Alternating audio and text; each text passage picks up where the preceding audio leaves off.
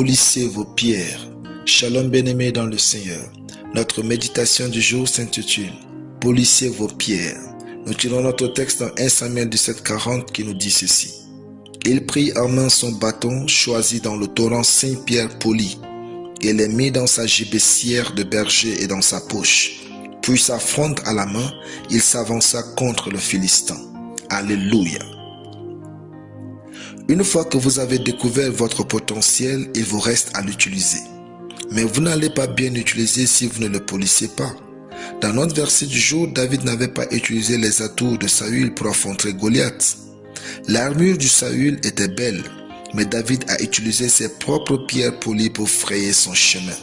Vous aussi, vous n'avez pas non plus besoin de ce que les autres ont pour réussir. C'est ce que Dieu a placé en vous, ce qu'il vous a donné qui vous fera réussir. Avant d'utiliser ces pierres pour affronter Goliath, David a pris le soin de les polir. Cela démontre qu'il croyait en ce qu'il avait et qu'il était un jeune homme sérieux. Votre potentiel brut ne vous fera pas réussir, même si vous avez le meilleur potentiel qui n'ait jamais existé. Polissez vos pierres. Dieu n'a pas poli les pierres à la place de David. Ainsi, si vous êtes appelé au ministère de louange ou d'enseignement, étudiez la musique ou la théologie. Si vous êtes appelé à jouer au football, faites l'école de foot.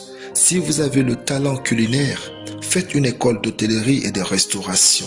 Si vous aimez l'événementiel, trouvez où l'apprendre. Si vous aimez la politique, allez étudier les sciences politiques. Si vous aimez construire, faites l'ingénierie.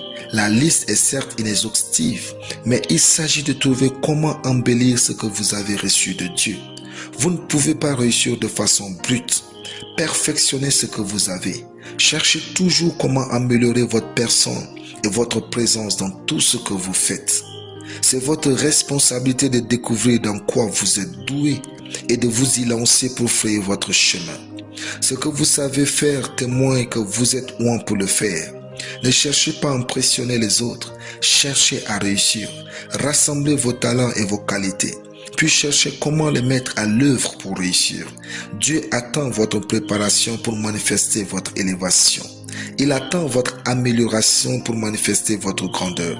Il est temps de vous occuper de vous-même, de vous aimer, de grandir et d'améliorer votre potentiel pour atteindre le succès.